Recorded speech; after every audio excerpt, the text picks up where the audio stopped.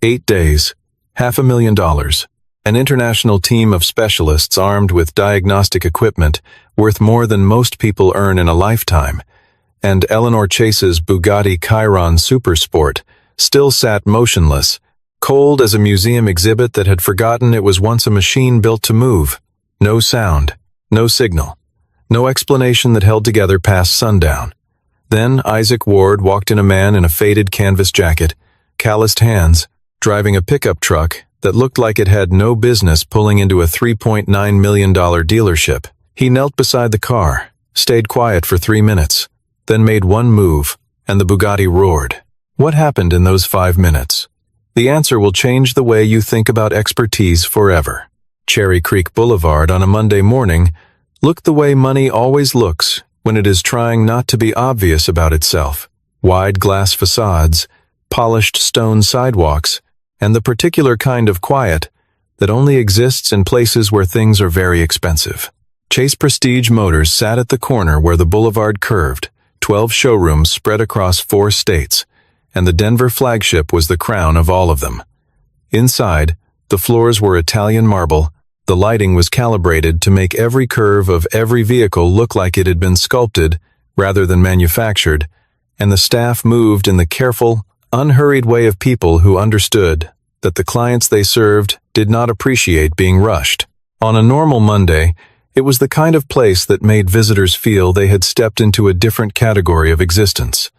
That Monday was not normal. Eleanor Chase stood at the far end of the main corridor, one hand resting at her side, the other pressed flat against the interior glass wall that separated the showroom from the service garage behind it. Through the glass, visible beneath a protective cover that had not been removed in 8 days, sat her Bugatti Chiron Super Sport Midnight Blue, custom-ordered, delivered 8 months earlier after a wait that had stretched across most of a year.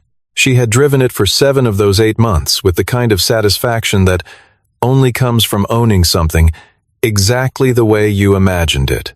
Then, one morning, she had walked to the garage, put her hand on the door, and found nothing. No response. No sound.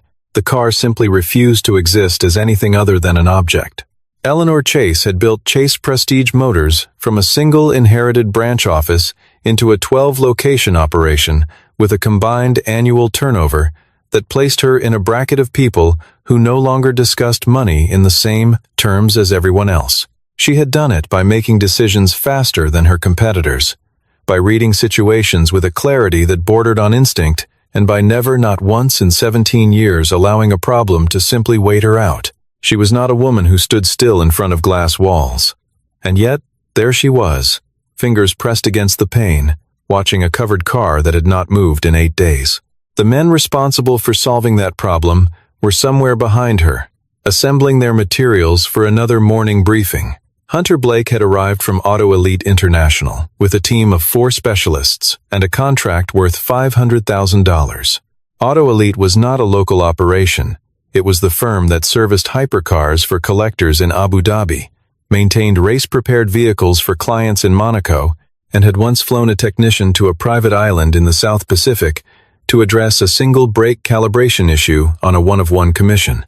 Hunter Blake himself had more certifications framed on his office wall than most mechanics had tools in their shop. He was, by every conventional measure, exactly the kind of person you called when the problem was too large for anyone else. The Chiron Super Sport had been delivered with a full manufacturer's documentation package and a service history that was, as of 7 months in, completely clean. No unusual readings, no warning flags, no behavior outside normal parameters. Then, on an ordinary Thursday morning with the temperature in Denver sitting at 31 degrees Fahrenheit, the car had simply refused to start. Not a gradual failure, not a warning light the day before. The engine management system reported no faults. The battery read normal. Every individual system, when interrogated separately, answered correctly. The car was, by every measurement the diagnostics could perform, perfectly fine. It simply would not run. The 8 days that followed were a lesson in what happens when certainty meets a problem it cannot categorize.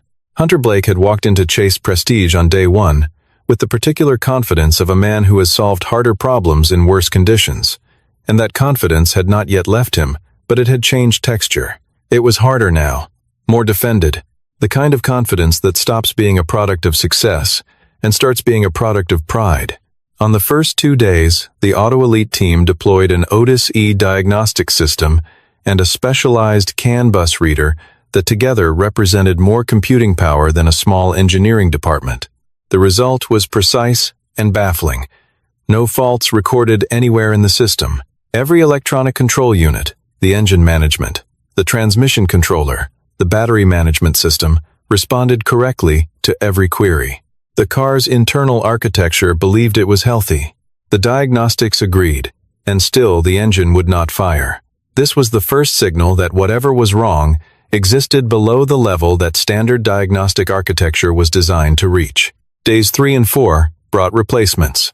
The 12-volt auxiliary battery and its management system were swapped out in their entirety, at a parts cost that would have covered a year's salary for most mechanics working in conventional shops.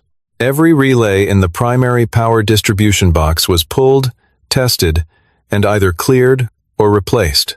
Nothing changed. Hunter then turned his attention to the firmware layer, the low-level software that governed how the car's systems communicated with one another, and placed an urgent call to a contact at Bugatti's headquarters in Molsheim, France. A firmware update package arrived by courier the following morning. The labor cost of applying it and the consultation fee together came to $47,000. The firmware changed nothing. On day 5, a senior technical advisor from Molsheim joined a 4-hour video consultation from his office in Alsace. He was methodical and careful, and he concluded that the problem might lie in the low-level electrical architecture, and that resolving it would require removing the entire wiring harness for manual inspection. Hunter declined to pursue that path, calculating correctly that the risk of compounding the damage outweighed the likelihood that the harness was the culprit. The consultation cost $38,000 and left the car exactly where it had been.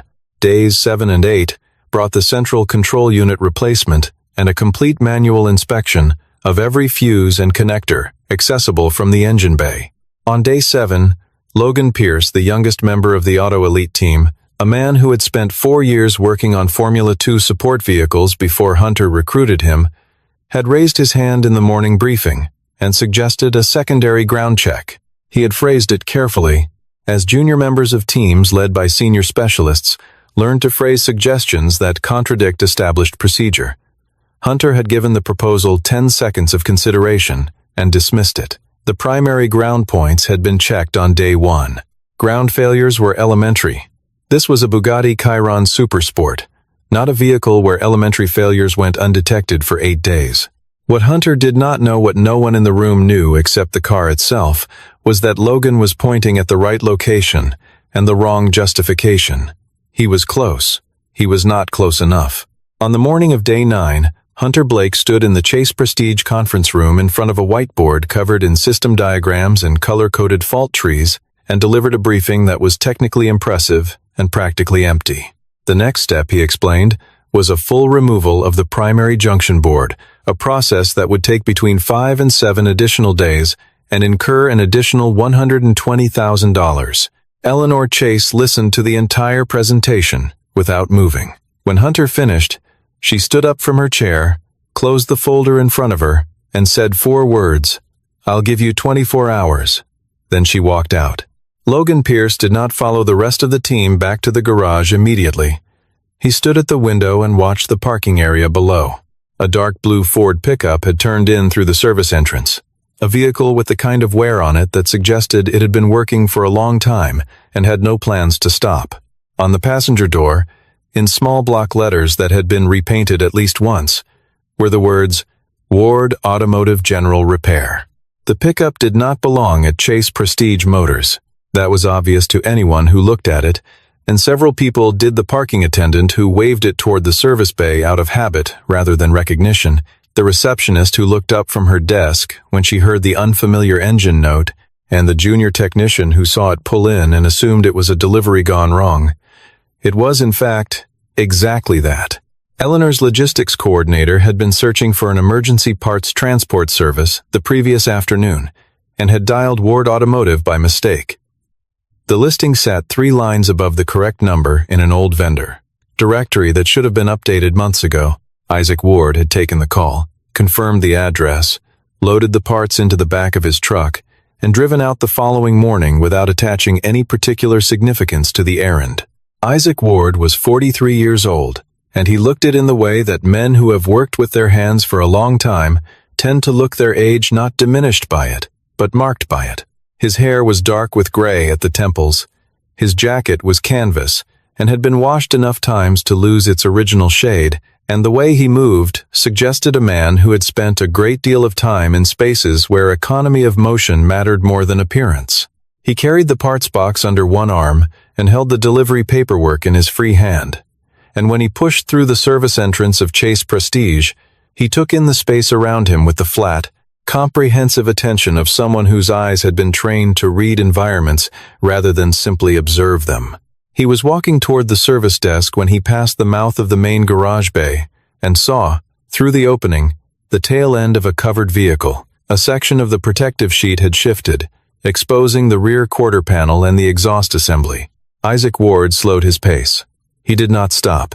He did not change direction. He looked at the visible section of the car for approximately 2 seconds, then continued walking. But something in his bearing had altered in those 2 seconds, a very slight stillness, the kind that comes not from hesitation, but from recognition. He found a junior technician at the parts desk, set the box down, and began going through the handover process when Hunter Blake appeared at the far end of the bay. Hunter had come back to the garage after the conference room cleared and was standing near the main diagnostic station, reviewing the previous day's printouts. When he saw Isaac, a man he did not recognize, carrying a box, wearing clothes that did not belong in this particular facility, he addressed the nearest staff member without lowering his voice, who let this person into the technical area.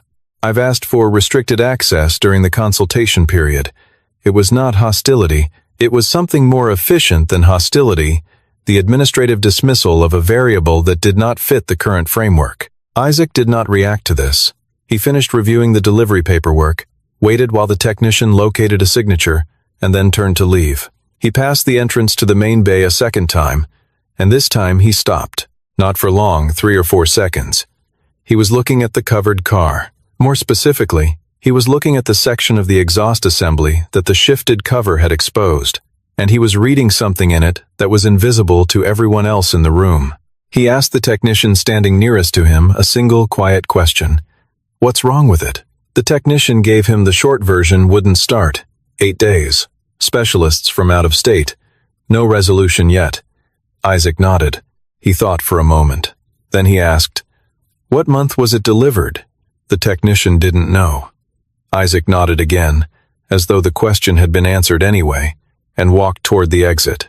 He was 5 steps from the door when Eleanor Chase came through it, moving at her usual pace, the pace of a person who had already decided where she was going before she started walking.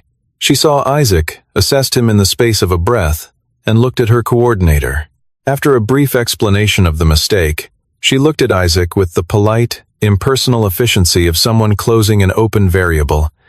"Thank you for coming. Someone will see you out." Isaac had half turned toward the exit when Hunter Blake arrived at the entrance to the bay, drawn by the shift in the room's attention. He looked at Isaac with the particular expression of a man who has spent years being the most qualified person in any given room and has begun to mistake that pattern for a law of nature. He was waiting for Isaac to leave first. Isaac did not leave. He looked at the covered Bugatti, then back at Hunter Blake, and said with the tone of a man making an observation rather than a challenge, "Have you checked the secondary ground point behind the BMS module?" Hunter's response was immediate, polished, and comprehensive. He listed the diagnostic systems deployed, the components replaced, the firmware update, the Molsheim consultation, the total hours logged by his team, a recitation delivered with the smooth authority of someone who has delivered it before and expects it to end the conversation. He concluded, ground integrity was verified on day 1. This is a Bugatti Chiron Super Sport. It isn't a question of overlooking something basic. He did not raise his voice. He did not need to. The implication was structured into every word. Eleanor was watching. She had not moved toward the exit, and that itself was information. Isaac looked at Hunter Blake for a moment, then said, "Which ground point?" Hunter's response came a half-second too late. The standard, primary points. Everything accessible from the main service diagram. Isaac waited another moment, as though giving the answer time to settle, then said, "There's a secondary point that doesn't appear on the standard diagram. It's behind the BMS module, inside an auxiliary compartment that was added for a specific production variant. If this car is the one I think it is, that point exists, and it won't show up on any diagnostic you ran, because the systems don't know it's there to check." Hunter's jaw shifted slightly. That's a significant claim from someone who came in to drop off a parts order. Eleanor did not look at Hunter when she spoke. She looked at Isaac and asked, "From where?" Isaac answered quietly, "I spent 11 years at Molsheim. Final position was lead calibration engineer for electrical architecture. My group handled bespoke production specifications for the Chiron Super Sport and Devo variants." A pause that lasted 2 seconds. "I signed the documentation for this car's production configuration the week before I gave notice." The room did not go loud. It went in the other direction. Hunter Blake's expression did not collapse. Men who have stood in front of high-net-worth clients in difficult situations develop a kind of structural rigidity that survives most impacts. But something behind his eyes recalibrated. Logan Pierce, who had been standing near the diagnostic station, with the careful stillness of a man who has learned to stay invisible during moments of professional tension, slowly set down the papers he had been holding. Eleanor looked at Hunter. Her voice was level. "Did your team check the secondary ground behind the BMS?" Hunter said yes. The word came out smoothly, with the practiced certainty of a man who has spent 8 days defending a process. He had checked the documented ground points. The form said complete. The form was accurate. What the form could not account for was the existence of a component that was not on the form. Isaac said nothing more. He did not press the point. He looked at Eleanor and offered the quietest possible version of a proposal. "I can take a look. It won't take long." Hunter cut in before Eleanor could respond. Auto Elite cannot accept liability exposure from an uncertified third party working on a vehicle under our active service contract. If something is damaged, Eleanor stopped him with a look that contained no anger and very little warmth. 8 days, she said. $500,000. She looked at Isaac. "What do you need?" Hunter Blake did not leave the garage. He stayed near the diagnostic station, arms crossed at a precise angle, watching with the expression of a man who has moved into a defensive posture so smoothly that he believes no one has noticed. Logan Pierce positioned himself 3 feet to Hunter's left, close enough to observe and far enough to not appear aligned. Isaac Ward asked for a flashlight, a standard digital multimeter, and access to the vehicle. He did not ask for a diagnostic terminal. He did not ask for the service documentation. He did not ask for anything that cost money or took more than 30 seconds to retrieve.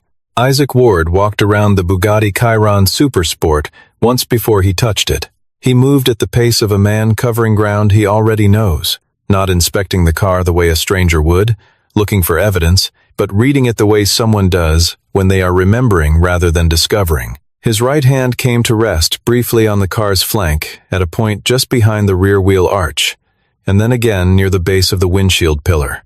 Both touches were light. Both lasted less than 2 seconds, and neither had any mechanical purpose that anyone in the garage could have articulated. Logan Pierce watched both of them. Isaac asked Logan a question, directing it at him rather than Hunter, without appearing to make a deliberate choice. "The 12-volt auxiliary battery, which supplier?" Logan told him. Isaac nodded. Not in satisfaction, but in the way a person does when incoming information confirms a prior calculation. He crouched beside the rear section of the car, shone the flashlight along the lower edge of the body panel, then straightened and moved to the driver's side rear corner. He stood there for a moment, not moving, the flashlight held loosely at his side. Then he said, "I need the auxiliary compartment opened, driver's side, rear of the primary engine bay, recessed panel." Hunter Blake stepped forward. "That location isn't marked on the Chiron standard service documentation." Isaac looked at him with the even, non-confrontational expression of a man who is simply going to continue doing what he is doing. "I know. The compartment was added in a bespoke electrical configuration that applies to a specific order window. This car is from that window. He paused. I know it's there because I designed the specification that put it there. Logan Pierce moved to the rear of the vehicle without looking at Hunter for approval. He found the recessed latch on his second pass and pressed it. A panel clicked open, hinged from the bottom. Inside was a wiring cluster that appeared, at first glance, completely ordinary. The insulation was intact. The connectors showed no corrosion, no heat discoloration, no physical damage of any kind. Hunter looked at it from a distance, and his posture shifted almost imperceptibly, just enough to suggest that he had expected to see something and had not. Isaac took the flashlight and directed its beam at the terminal end of the ground lead where it seated into the connector block. He held it there for 4 seconds. Then he placed the multimeter probes, one on the ground lead, one on the chassis reference point, and looked at the reading. He looked at it for a long time, not because the number required study, but because he wanted to be certain of what he was seeing before he said anything. Then he stood and held the multimeter display toward the room. The resistance figure it showed was not catastrophic. It would not have triggered a fault code, would not have illuminated a warning light, and would not have appeared on any automated diagnostic report as a problem. But it was elevated above the threshold that the Chiron start-enable circuit required. Not by much, by enough. Logan Pierce looked at the reading and was quiet for a moment. Then he said, almost to himself, temperature dependent. Isaac looked at him. The conductor has a micro-crimp at the insertion point, a partial compression of the core wire that doesn't break contact, but increases resistance. In cold ambient conditions, Denver mornings in this season run between 28 and 33 degrees Fahrenheit. The metal contraction is enough to push the resistance above the start-enable threshold. By midday, when the garage warms up, the expansion brings it back down. He paused. That's why every diagnostic your team ran came back clean. You were running them indoors, at operating temperature. The fault only exists at cold soak. Hunter Blake said nothing. There was nothing in his professional vocabulary designed for this particular moment, a moment where the problem had been identified, the mechanism explained, and the explanation was correct. Logan looked at the meter reading, then at Isaac, then at the floor in front of him. The junior technicians at the back of the garage had stopped pretending to work on other things. Isaac set the multimeter on top of the closed panel, straightened his jacket, and said, I'll need a 16-gauge jumper wire and a pair of ring terminals. I have them in the truck. He said it the way a person says a thing that is going to happen, as distinct from a thing that requires permission. He came back from the truck 2 minutes later, carrying a small red toolbox that looked as though it had been in service since before some of the Auto Elite team had started school. Inside, a coil of 16-gauge wire, a crimp tool, a small sheet of fine grit abrasive paper, a pair of ring terminals, and the multimeter he had already returned to the case by habit. Hunter Blake had used those 2 minutes to say something to Eleanor in a low voice near the service bay entrance. Eleanor had listened without responding. When Isaac came back through the door, she was standing where she had been standing before.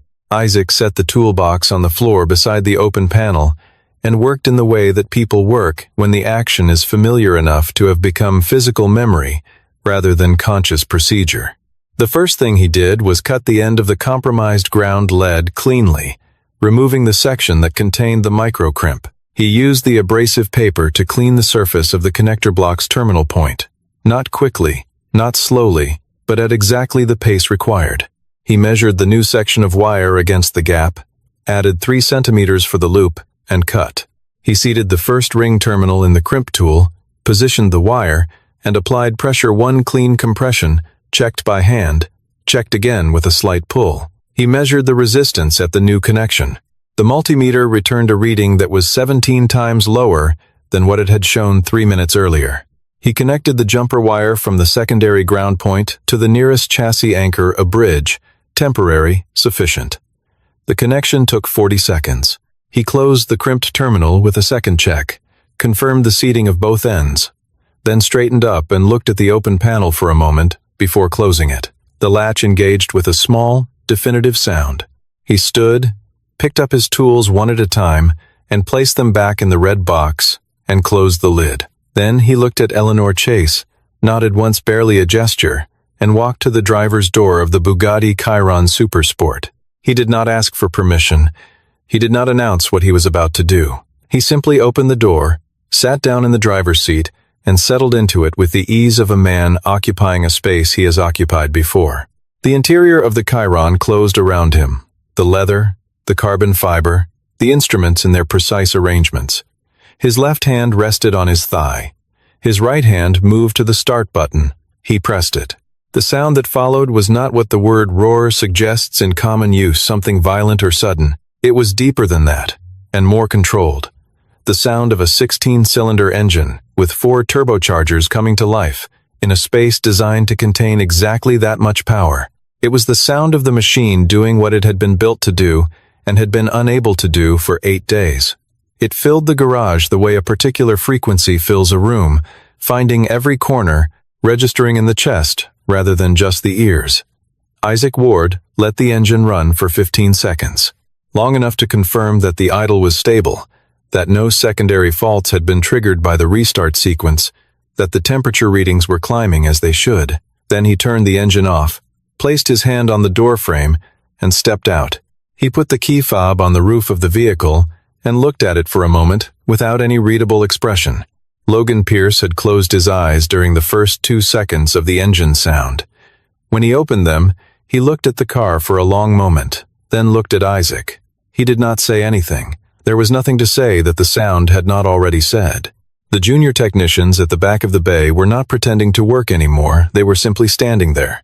Hunter Blake stood near the diagnostic station, arms no longer crossed, hands at his sides, his face arranged in an expression of careful neutrality that required visible effort to maintain. Eleanor Chase had not moved. She was looking at the Bugatti, and for the first time in 8 days, she looked like a person who was not waiting for something. Eleanor Chase did not ask how he had done it. She asked who he was. The distinction was, for anyone who knew her, significant. She was not interested in the method. She was interested in the source. Isaac answered the way he answered most questions briefly, with no material left over. Isaac Ward. I run a shop in Lakewood. Eleanor did not look away. Before that, he kept his eyes on the car. 11 years. In Molsheim. Final position was lead calibration engineer for electrical architecture. My group handled bespoke production specifications for Chiron Super Sport and Devo variants. A pause that lasted 2 seconds. I signed the documentation for this car's production configuration the week before I gave notice. Hunter Blake made a sound that was not quite a word, something between a correction and a reflex, and then stopped himself. He reformulated and said, with the measured tone of a man working to recover the frame of a conversation that had shifted against him. If you were working at Bugatti, why are you operating a general repair shop in the suburbs? It was the right question asked for the wrong reason. Isaac looked at him, not with hostility, not with the satisfaction of a man who has won something, but with the flat attention of someone who is going to answer accurately and briefly. My wife died 5 years ago. I wanted to be somewhere I knew. He did not add anything to this. He did not indicate that it required any particular response. Logan Pierce had his phone in his hand. He had typed 2 words into a search engine, Isaac Ward, Molsheim, and the first result had come back in under 2 seconds. He turned the screen toward Hunter without saying a word. The result was an article from Automotive Engineering International, dated 4 years prior, discussing advances in low-voltage electrical architecture for limited production hypercars.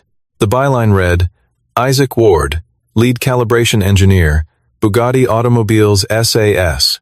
There was a photograph, a younger version of the man currently standing in the garage, taken in an environment of considerable industrial cleanliness, standing beside what appeared to be a wiring harness prototype. Hunter looked at the screen for 3 seconds, and then looked away. Hunter made one more attempt, the attempt of a man who is not willing to concede the full territory even when the main position has been taken.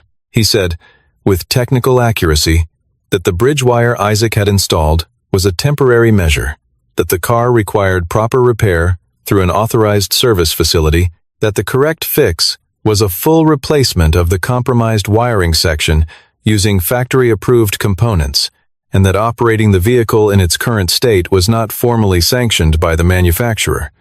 Every one of those statements was true. Isaac said, He's right. Hunter's expression did not change, but the quality of his stillness shifted. Isaac continued. That's a bridge solution. The compromise section needs to be replaced. The factory kit includes the correct gauge wire and a pre-terminated connector matched to the original spec. Bugatti will ship it from Molsheim on a 3 to 5 business day lead. Until it arrives, the car runs safely, but it shouldn't be driven hard. He looked at Eleanor. I'd recommend calling Molsheim directly and referencing the production sequence number. They'll know which kit. Eleanor was looking at him with the expression of someone assembling a picture from components that had previously appeared unrelated. She said, "How did you know this was the right car? You saw 2 seconds of the exhaust through a shifted cover." Isaac answered. The exhaust assembly on the bespoke electrical variant has a modified bracket at the collector junction, a small geometry change to accommodate the routing of the secondary ground harness. Standard Chirons don't have it. I recognized it. I also read the last 4 digits of the production sequence from the stamp on the bracket, and those digits fall within the run I was working on when I left. He paused. It's a small thing to notice if you put it there. The garage was quiet in the specific way that spaces become quiet when the people in them are processing something at a rate faster than conversation allows. Logan Pierce looked at Isaac with the expression of a man who has spent 4 years working for someone who dismissed his best instinct on day 7 and is doing the arithmetic on what that cost. The conference room at the end of the east corridor had not changed in 8 days. The same whiteboard, the same fault tree diagrams that Hunter's team had added to incrementally as the problem resisted resolution, the same view through the window of the courtyard where the delivery vehicles parked. Eleanor sat in the same chair she had occupied during every previous briefing. Hunter Blake stood, which was his instinct in situations where standing gave him a marginal advantage in posture, if not in argument. He made his case carefully, and it was not entirely without merit. His team had operated on the information available to them. Bugatti's documentation for third-party service providers did not include specifications for bespoke configurations, a structural limitation of the manufacturer's information sharing policy, not a failure of Auto Elite's research process. The secondary ground point existed in a compartment not marked on any service diagram accessible through official channels. Given the information they had, the procedure they followed was correct. The firmware replacement, the BMS work, the control unit swap, all of it was legitimate diagnostic response to a problem that presented with no discernible root cause. Eleanor listened to all of it. She was good at listening. It was one of the tools that had built her business. She let him finish and then said, "Did you ask me for the car's full order history before you began?" Hunter said he had requested the standard manufacturer documentation. Eleanor said, "I have the complete bespoke order specification on file in this building. If someone had asked me for it on day 1, it would have taken my coordinator 20 minutes to retrieve it." Hunter said that requesting customer documentation was not standard Auto Elite procedure on initial engagement. Eleanor said, "That tells me something." She continued in the same level tone, without sharpening it. "On day 7, one of your team members suggested checking the secondary ground." Hunter started to respond. She finished, "You dismissed it, not because the procedure had already been done correctly, but because you had defined the scope of the problem in a way that made the suggestion seem redundant. You were solving the problem you expected, not the problem that existed." Hunter said that, without the correct documentation, the scope he defined was the reasonable one. Eleanor said, "You were brought in to solve an unreasonable problem. Reasonable scope is not the right tool for that." The conversation continued for another 12 minutes. Hunter made several more attempts to reframe the situation around liability, around information asymmetry, around the technical legitimacy of his team's process, and each of them was accurate enough that Eleanor could not simply dismiss them. But she did not need to dismiss them. She was trying to understand what had happened, and she had understood it before the conversation began. Hunter had entered a situation he did not fully understand, operated according to frameworks that did not apply, dismissed the one instinct from within his own team that pointed toward the answer, and when confronted with a man who knew the answer, deployed his professional credentials as a reason to disregard what that man was saying. All of this had cost Eleanor Chase 8 days and $500,000, and all of it had a rational explanation that Hunter could defend point by point. The rationality of the explanation was, Eleanor had come to understand precisely the problem. She ended the meeting by saying that Auto Elite's contract would be honored in full. The payment would be processed by end of business. She would not be renewing the engagement, and she would not be providing the referrals that had been part of the informal understanding when the contract was signed. She said none of this with visible satisfaction. It was information, delivered professionally, without performance. Hunter Blake picked up his folder and left the room. Logan Pierce was not in the conference room. He had made a choice, around the time the meeting began, about where he wanted to be, and it was not in a room where he would be required to stand behind a position he no longer believed in. He was in the garage, sitting on the metal bench along the far wall. Isaac Ward was still there, leaning against the workbench near the closed auxiliary panel, looking at nothing in particular. Logan sat for a moment, then said, "Why didn't you say who you were when you first came in?" Isaac looked at the floor, then at the car. "If I'd introduced myself, the first question would have been why I'm running a parts delivery service in Lakewood instead of working at Molsheim. I don't have an answer for that question that I'm interested in giving to strangers." Logan thought about this, but if you'd stayed quiet, the car would still be dead. Isaac nodded slowly. "That's why I didn't stay completely quiet." Logan was quiet for a moment. Then, "How long had you known what was wrong?" Isaac didn't answer immediately. He looked at the car at the place where the auxiliary panel sat, closed now, looking exactly like the surrounding bodywork to anyone who didn't know what to look for. "When I saw the bracket on the exhaust, maybe 30 seconds after that." Logan absorbed this. He looked at the Chiron, then back at Isaac. "And you still almost walked out the door." Isaac said, "I was going to leave a note at the front desk on my way out. Didn't seem like my business until it seemed like it was." Eleanor Chase came into the garage from the side corridor. She walked at her normal pace and stopped 10 feet from Isaac, which was a precise distance close enough for conversation, far enough to keep the exchange something other than intimate. She looked at him and said, "What's your rate?" Isaac shook his head, a small motion, without drama. "I was here to deliver parts. The delivery's been signed off." Eleanor said, "That's not what I'm asking about." Isaac looked at her for a moment. "You don't owe me anything for this." Eleanor said, "I know I don't. That's not the question either." Isaac looked at the car. Then he said, "The car's going to need the factory kit when it arrives from Molsheim. Whoever does the install should know exactly where the secondary point terminates and what torque spec applies to the connector block. It's not in the documentation." He paused. "I know the spec." Eleanor held his gaze for a moment. "I'd like you to be here when the kit arrives." Isaac said, "I can do that." Eleanor said, "I'll send the contract to whatever address is on your delivery paperwork." It was not a question. It was Eleanor Chase doing what she did, converting a variable into a settled matter before anyone had time to reopen it. She did not say thank you immediately. The words came only when she was 2 steps from the exit, spoken without turning around, at a volume that was for him and not for the room. 8 days ago, if you had come through the front door instead of the service entrance, I would have asked you to leave within 30 seconds. She stopped, but did not turn. "I want you to know that I know that." Then she went back inside. Isaac Ward stood in the empty bay for a moment. Logan Pierce had already moved toward the exit, giving the space back to whatever silence it wanted to hold. Isaac picked up his red toolbox from the floor, checked the latch, and walked out through the service entrance to where his truck was parked. He put the toolbox behind the seat, started the engine, and pulled out of the Chase Prestige Motors service lot onto the back street that ran behind the boulevard. The morning had warmed in the way Denver mornings do, when the sun clears the foothills quickly, without ceremony. He drove with the window down and the radio off. On the seat beside him, the multimeter sat in its canvas case. The leads coiled neatly, the way he always coiled them at the end of a job.